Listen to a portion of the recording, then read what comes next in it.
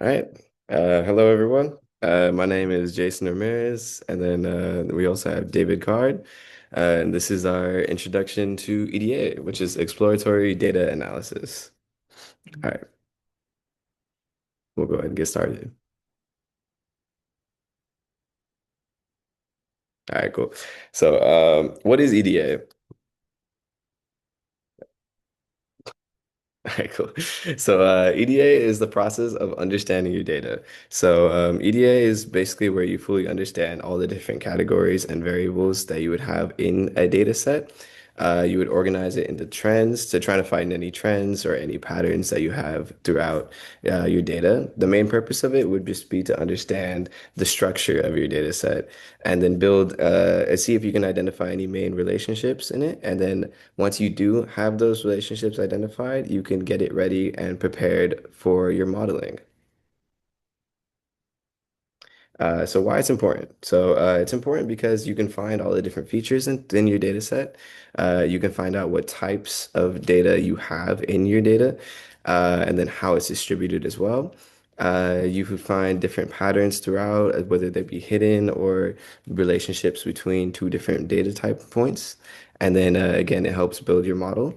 The features, you would identify any important features that you have throughout your data set, and you can pick and choose which ones you want to keep, which is a process called the feature engineering, if you've ever heard of it. And it's basically where you just choose which ones you want to keep, which ones you don't. And then you obviously you have to identify any errors early within the data set and then get rid of them before it becomes a bigger problem later on.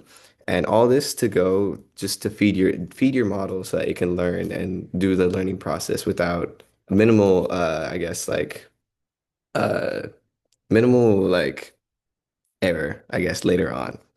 So yeah, so what EDA consists of is basically where you load your data set, you would organize it to only have relevant columns and rows. You'd get rid of any null values or any empty values throughout your data set if it's relevant to what you're trying to do. If you're trying to draw a reference to, like, let's say, like you have a data set of like male data and then female data, if you're trying to do something like, oh, like female data has more null values, then in that case, it's best to keep it. But other than that, majority of the time, it's best just to get rid of it since it comes to a zero like percent conclusion, you know? Again, you would identify any relevant features, get rid of the ones you don't need, and then the main two things that would be going through is where you turn any categorical values you have and make them numerical. So this would be done through a process called label encoding. So label encoding is basically where you would turn your category into a number. So let's say you have a bunch of different categories in your data set. You want to graph them, but you can't graph obviously words. So you have to turn your data set of let's say colors. Like blue into now is turned into one. Green is now turned into two. Like red is turned into three. So like stuff like that.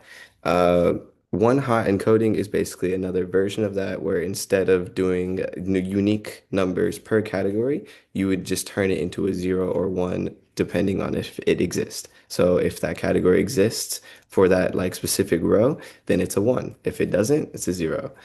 Ordinal encoding is basically that exact same thing as unique labeling, so like label encoding, but it's instead of turning it into random numbers and then having each like classification, you would turn it into a scale. So like let's say you turn it into a five. If it's a higher on the scale, or sorry, you turn it to a scale, right?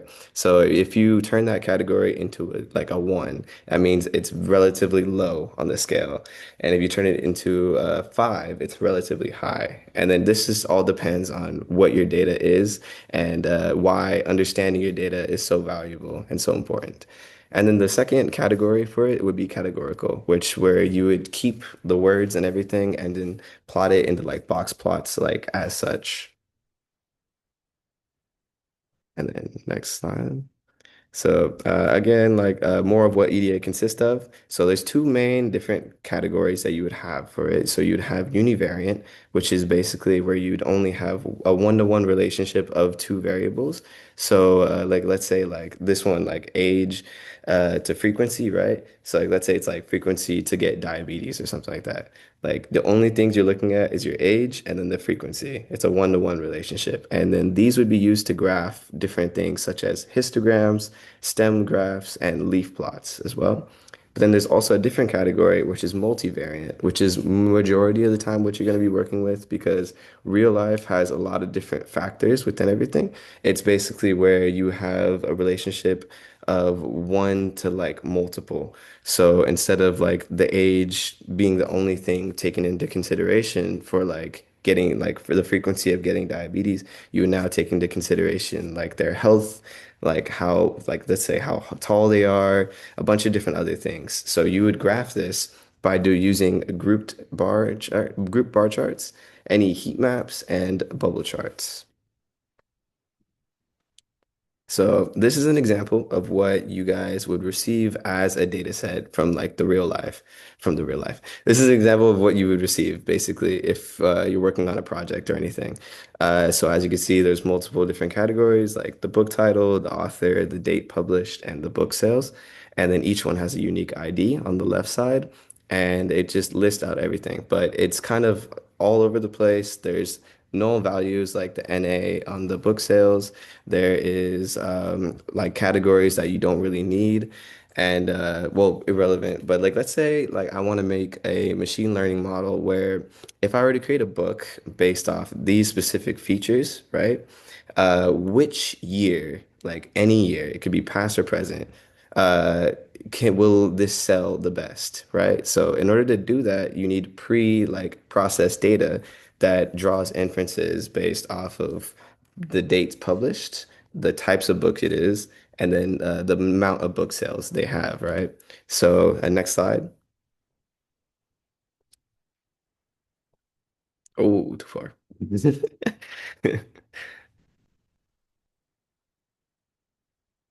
My bad.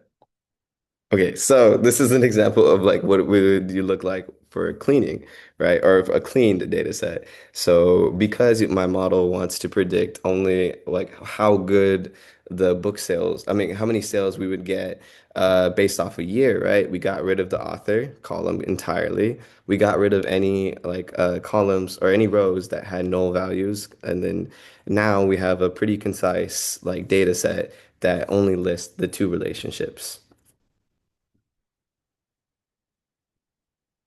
Now moving on to the tools that you will be using to implement EDA into your projects. So this is the basic roadmap of what EDA consists of. So it is the everything we talked about previously, where it is the cleaning, the pre-processing of your data, choosing only relevant like rows and columns, getting rid of any nulls, duplicates you have within your data set, and then choosing the different techniques for it, right? Then you visualize it with different plots and like scatter graphs and just graphs in general to like draw relationships, right? Then once you draw those relationships, you come to a conclusion. For you draw inferences that saying, hey, like based off the graphs that we have provided, this is the relationship that exists. And then like, or it can be like the opposite, like, oh, based off this graph, like there's an outlier way out here, then that must mean like we're gonna completely ignore that. It all depends on which machine learning model you're trying to implement and what you're trying to draw inference to. Next one. So again, coming back to like the different categories of cleaning, you'd remove any like missing values, duplicates, correct any inaccuracies. So like you don't want to feed a machine learning model incorrect data because if you do, it's going to learn off that and it's only going to build off that incorrect data, which is a really pain to deal with later on. So catch it early. And that's why you remove any errors as well. And then also, this would consist of like changing your columns from categorical to numerical, or it could be vice versa, changing your columns from numerical to categorical, depending on which graphs you're trying to plot, and also which inferences you're trying to grab from your data set. But however, this is the longest part of your EDA process, as like it's very monotonous as choosing which columns, looking through all the data sets, trying to understand it and, really like implementing like every process that you want to on it. So Finally, moving on to the libraries that you'll have to use to do these processes. So Pandas is a really good data science library that's in, all these are in Python, by the way. They provide a data structure for you. So they provide data frames and series. The main ones we're going to be using are data frames because it allows you to turn your data set into something that we can manipulate and we can change. After that, NumPy is pretty sure, like if you guys taken like a beginning coding class, you've probably heard of it. It's basically where you turn it into like so you can use your data set in like scientific oh yeah, did someone raise their hand? Do we have a question?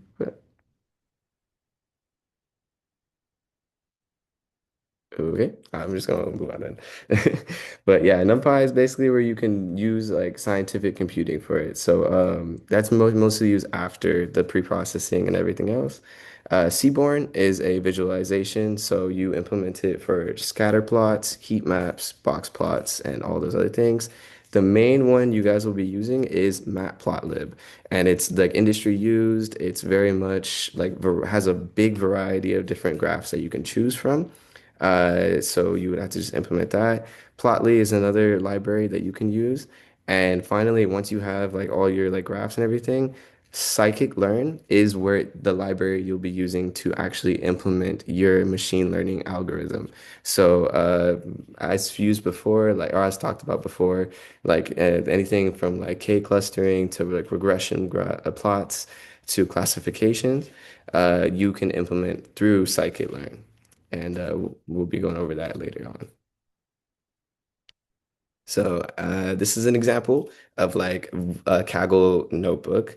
So it's basically where you would take your data frame, we would have all these numerical values, and then by implementing the different libraries, like this one's doing a histogram, you can turn these numbers into bar graphs that you can draw inferences on.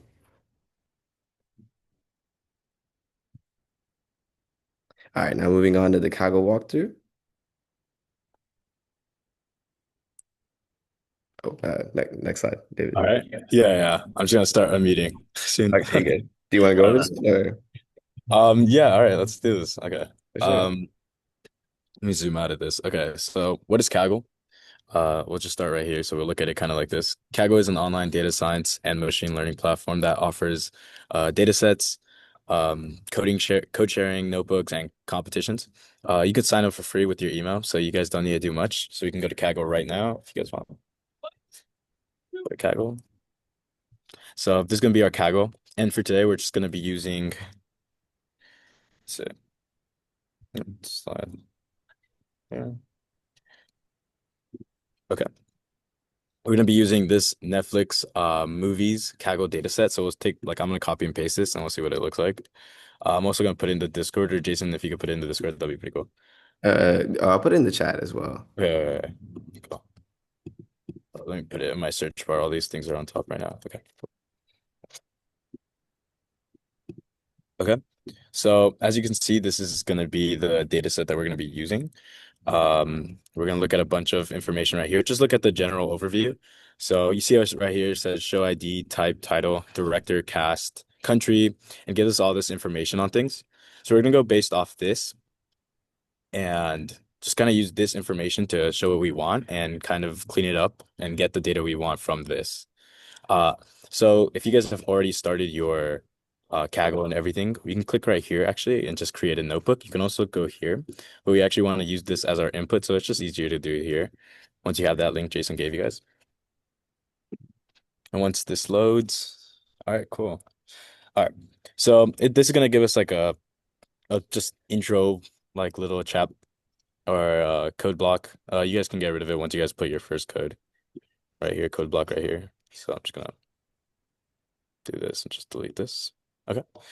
So to get started, let's just start importing our libraries. So we're gonna go import pandas. As Jason said, pandas basically allows us to make kind of Excel like data charts, basically just way more powerful. Like in essence, that's what pandas does. And we're gonna import Seaborn. We're gonna use Seaborn as SNS. Okay, and then we're gonna import matplot plot library dot pyp plot as plt. Okay. And we're gonna SNS this SNS dot set. We're gonna set this style to. You guys can use different styles. It's just the one I know off the top of my head, and the most basic style. It's gonna be white grid. Okay. And this is just gonna be our first code block right here, just if you guys are following along. If anyone's lost right here, let me know. Just pause right here. But let's get started into our next part. So we're gonna load the data sets that we have. So we're gonna do df um equal to pd dot read underscore CSV. And then we're gonna do slash, my bad, sorry about that, guys. Slash Kaggle. We're gonna do Kaggle. I'm just gonna put this manually, input slash Netflix show. Netflix shows, what's it called? Netflix shows? I think it's called Netflix shows. Slash Netflix underscore titles. Netflix shows. I'm just gonna go right here, slash.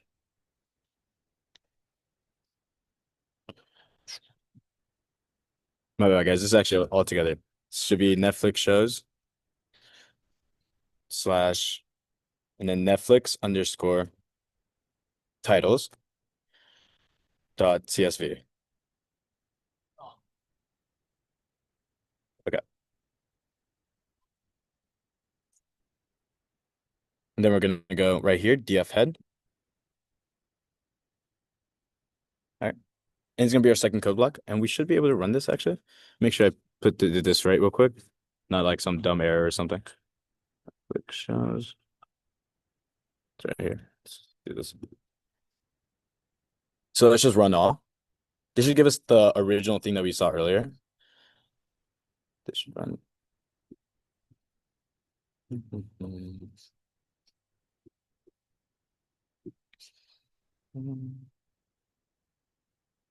Just usually takes a little bit of time.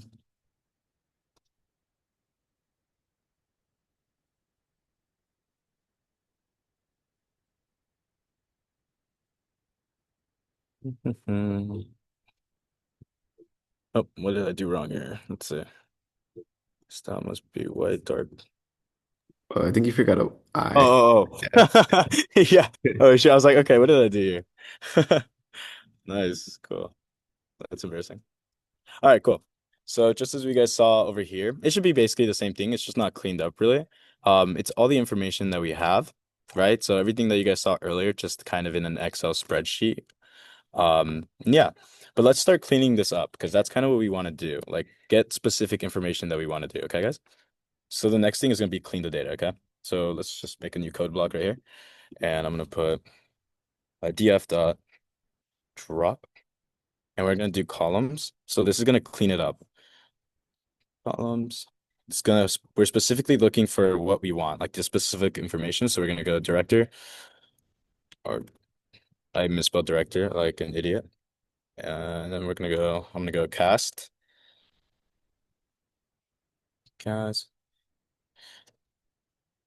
country, just getting rid of certain things that we don't want.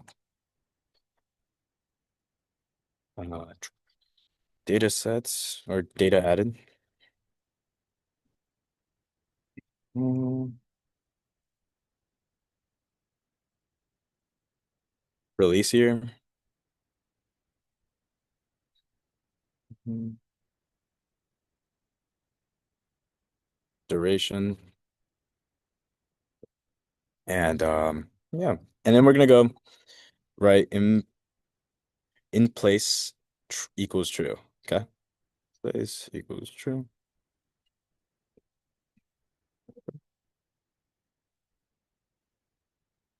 Okay. And then we're gonna put print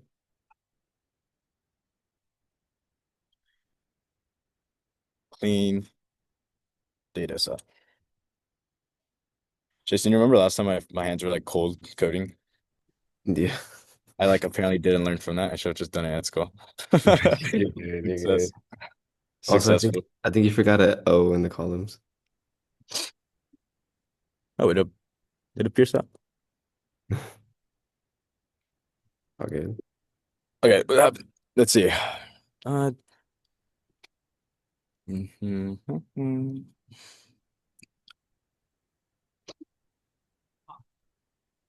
Oh, it does not exist. Oh, Okay. date added, right? Wait, what happened? Let me see. Data in place, columns, data set, director. Wait, what's going on here? Track most. Let me see. Uh, Uh, is data added a column? is it? Let me see. Oh, it's date added with an E. Oh, date added. Sorry. Mhm. My bad, guys. Sorry about that. Date added. Thank you for that. Okay, cool. Uh, uh, uh. All right. Up. One. Run it all. And All then right, cool. So then now you guys see that we cleaned it up a little bit. We got rid of, you see how we had a lot more information before?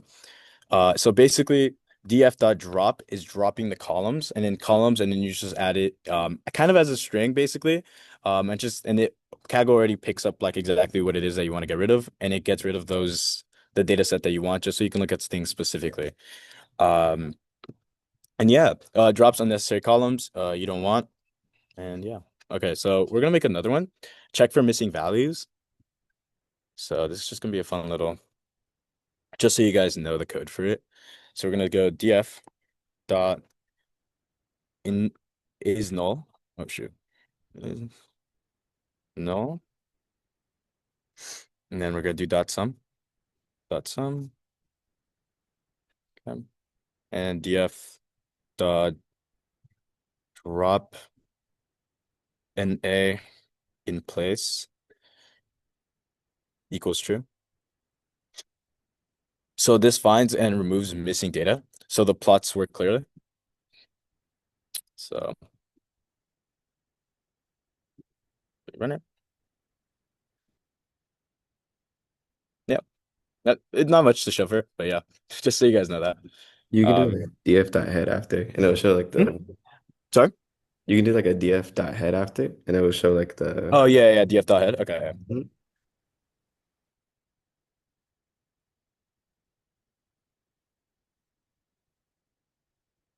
Here you go, guys.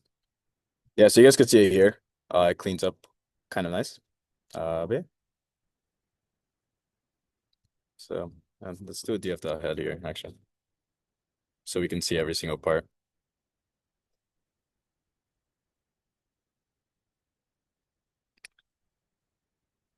Oh, you know what? No, just because it already corresponds to the one above. Oh, what? What happened here? Oh, you just have to run it from the start. Just click run all. Oh, just run out. Yeah, yeah, yeah. Okay. Yeah, cool.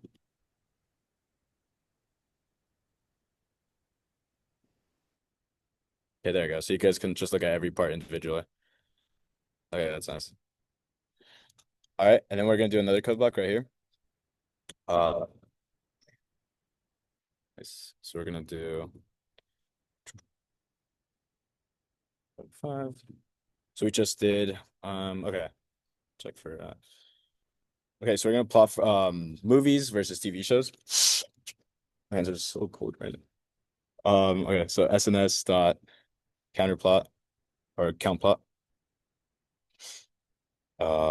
Data equals df. Just follow along if you guys are a little bit lost. We'll put it all at the end.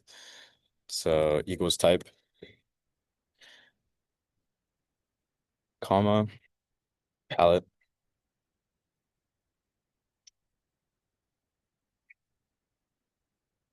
set 2. Then we're gonna do plt dot title.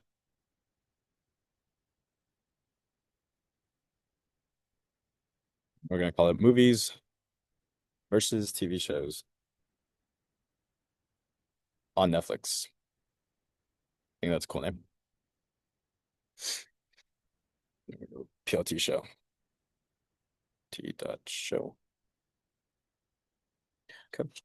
This should, oh, there. Let me just, I'm gonna actually just make sure this is good. All right. Okay. So let's run off. So just as uh, Jason, if you want to add on to this and what specific plot graph this is, just like you were talking before, this Yeah, is just a yeah. bar graph. hmm Yeah, Mhm. so it's one of the plots Jason was talking about earlier in the presentation.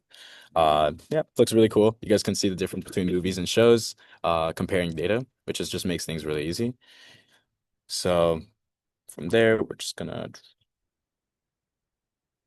yep. Now we're gonna start making another code block right here. And plot most common ratings. So let's see the most like the common trends that we see. So we're gonna do that SNS dot count plot again. Count plot. And I'm going to parentheses. Let's just do this. Y equals df. We're gonna put in brackets right here. Rating.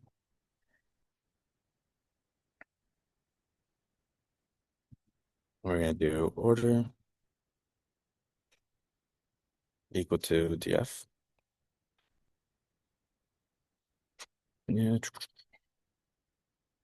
df. And we're gonna do another bracket right here. We're gonna do and write ratings again. So we're comparing ratings right here. Is it ratings with the S or no? I think it's just rating. Yeah, it's just rating. Okay, it's just rating. So we're gonna do dot value count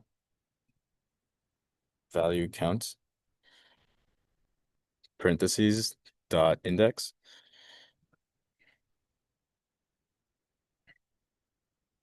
Yeah, we could just put it all in one. It doesn't not a big deal, but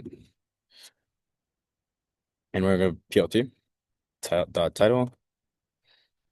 We're gonna call this one most common ratings.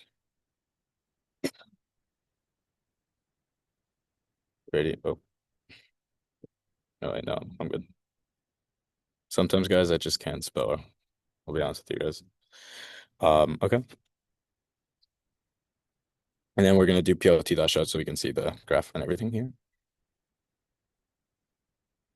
All right. Let me just make sure this looks good so I don't look like an idiot when I run it. Oh, you see, I think I would have looked here. Oh, actually, we want to add right here too. Palette, or we could just put it all in one equals, call it cool warm. Just this is changing the customization of it, basically. Okay. Most common ratings show. Okay, that looks good. All right, let's run now. Series object has no value count. Is it missing? IDF.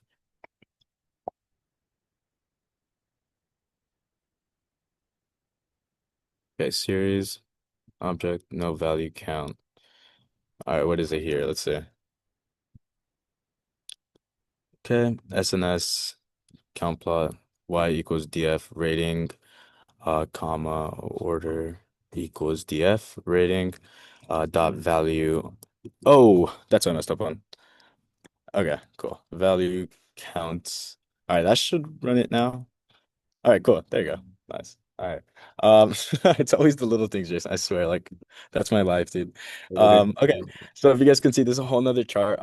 Just comparing the most common ratings. We see TVMA is at the top, TV14 is at 2000, and so on and so on. And yeah, that's basically another graph version of the graph Jason was talking about earlier. And to end it off, let's do the plot top 10 genres because I'm actually interested in that and what it actually comes out with as well. So we're gonna do genre count. I actually haven't looked at this, I'm not gonna lie. Genre counts equals DF. Then we're gonna do again in brackets. You want to put quotes and you want to put listed in. Listed underscore in. And then we're gonna do dot str, so string dot split. So we're gonna put that in quotes right there, and we're gonna put uh I think we just put comma in here actually. Yeah. Dot explode. Yep. Explode. Explode. And parentheses, we're gonna do dot value underscore counts again. This time with the underscore. So make sure you guys put the underscore that time. Dot head, and we're gonna do dot head 10. Okay, let me just make sure everything looks good here. And okay, yeah, that looks pretty good. Okay. And let's return right there, and let's do SNS dot bar plot. And then we're gonna do x equals genre. Yep. X equals genre underscore counts. Um, oh, counts dot value, values, comma, and then we're gonna do now y equals genre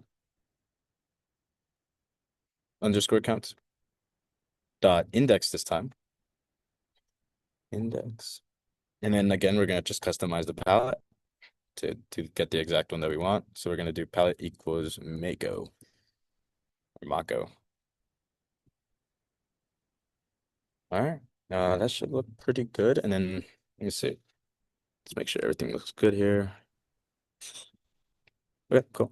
And then we're gonna do PLT dot title. Just gonna name this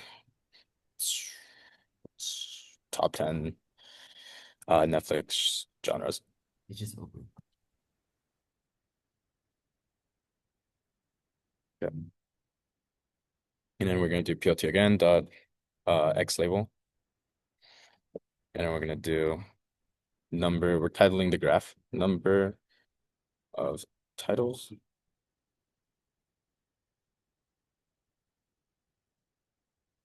And then we're gonna do PLT shed to make sure we see the graph. Yeah. All right, let me just make sure this looks good. I think there's a comma right next to the index of the Y. Oh, wait. What do you mean? Oh, like just like dot index. Oh, you're right. Wow. Thank you. Thank you. Thank you. Thank you. Thank you. I see that. Okay, thank you. Yeah, Yeah, you're I good. messed that up. Nice. Okay, cool. And then you guys just kind of run that and it should come out all pretty like this. Okay, and we see international movies are at the top of Netflix genres, so I'm guessing that's K-dramas because I'm definitely in that. And then dramas, comedians, comedies, comedians, action and adventures, documentaries, and then yeah, dramas again, I guess. And at the bottom we have romantical movies, which kind of sucks because that's probably my two. And yeah, so that's kind of basically how you organize your notebook and data sets. These are all the commands. I'll make sure we put that into the slide, all the important commands like well, df head, for example, to make sure we show everything in like the original like chart that's given, and all the customizations like palette and genre counts dot index, bar plot, all these little things that give us different things and kind of like cool warm to make sure like give you guys certain colors and stuff like that, and make sure we put df order equals df and y equals df just to make sure you guys know what we're putting in the ratings or what we're looking for exactly. It's pretty simple. You just kind of basically tell the computer, okay, this is what we want to look for, and as you guys have already probably realized, we just kind of look for what's already made in each set. So like if we're looking for director, we're going to put E equals director, right? And then yeah. Thank you, Jason. Jason. Oh yeah, let's go back. So going back into the slides, guys. Put it in present mode. Jason's head right now is in the way, so I can barely see it. Okay, okay. Wow. Okay, walkthrough. This is kind of how you guys cleaned up one should look like. I'm gonna make sure I put the finished thing here so you guys can look at the slides after if you guys want to look for specific commands and stuff like that that you guys want to memorize, which is pretty good. And main takeaways. So data clean removes missing values, and checking data types is the first step before any analysis. Cleaning data equals trustworthy insights. And yeah, as you guys saw, so after we loaded the imports and we put in everything, to clean the data, we use df.drop columns, if you guys remember. So df.drop is really good and being specific with the columns. Sometimes it's rows, but it's just mainly columns in this case because it's not a big data set. And then visualization, using plots like scatter plots and pair plots helps uncover hidden patterns. Graphs often reveal what numbers hide. And then clustering, k-means, uh, we group we grouped similar data points automatically into three natural clusters. Clustering helps us see natural structure in complex data. And then insights from iris dataset, the sepal and petal measurements clearly separate species, showing real biological distinctions. Simple features can explain complex differences. So basically, in our case, we separated movies, shows, genres, as you guys see, and just compared the data very easily using data sets. Okay. Resources for you to learn. Kaggle notebooks. As you guys saw, we already made a Kaggle notebook. If you guys are going straight from scratch and you don't really want to do it like the way we did it here, you guys could just go here and create your notebook or import notebooks if you guys already have one or data set. That's how you guys do it. The way we didn't do it here because we went straight into the create your new notebook. Um, and yeah, and then libraries. The libraries, I'll make sure we put it in. You kind of just have to know them, like pandas, um, Seaborn, and all that. So yeah, you just kind of have to memorize these and just make sure you set that up right at the beginning to make sure everything works nicely. Yeah. I can take over if you want. All right, cool. Yeah, so the reason I mentioned Kaggle notebooks is because they do have a subsection called Kaggle competitions. These are like things like where it's like virtual hackathons almost, but for data science. So you can click on a competition, read about a data set, figure out how you want to clean it, process it, and then post it to that competition. And a lot of people like to add that to their resume as well, saying, "Hey, I completed this competition. I implemented these libraries, all these things." But they're very beginner friendly ones as well. My first one was a Titanic cleaning set, so I would clean like the data off of like the survivors of the Titanic. That's a very popular one. That's very beginner friendly. It shows you all the different libraries that you can use, and I highly recommend going through that and just trying to see like find one you're interested in and then going from there. The data sets, I've linked all of these. I'm going to post the slides. Every single thing that's underlined, it is a link to the actual website itself. So if you guys are interested in actually using these, all you have to do is go to the slides, click on the links, and then you can use them yourselves. But Google Scholar has a lot of like reputable that people use for research, like data sets and everything. Grab some off those. There's another one called Hugging Face, which is more community based. And then Kaggle has a lot of data sets you can just grab off their website as well. Where to master are their libraries, not to plug or anything, but our YouTube channel does have a lot of very helpful, in-depth code reviews from our previous vice president that are posted for their previous datathon that I learned personally off a lot of, but also a lot of other people have learned as well. So if you click on the link for the YouTube channel, you can find a YouTube video for explaining exactly what we're going to went over today, but more in depth. I think the video is around like an hour long of people of him just going over code, like different functions, different graphs you can use, and a bunch of different other resources that you can use as well. And then where to master visualization. So this is again one of the most important parts of EDA. So from the libraries, like websites themselves. So David used Seaborn earlier, but then there's also Matplotlib as well. If you just go to their websites, they have a lot of their graphs that you can implement into your own projects.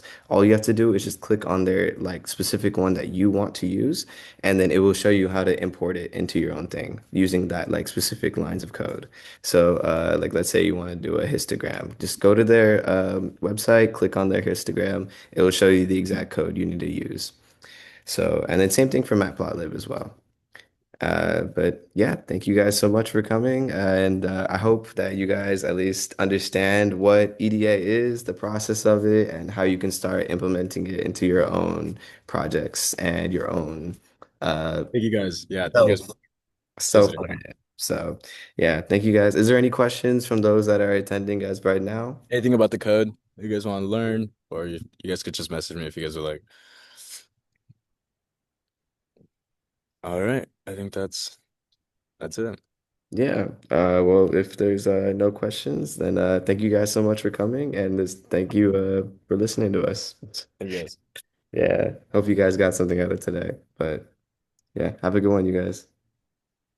Thank you so much. Thank you.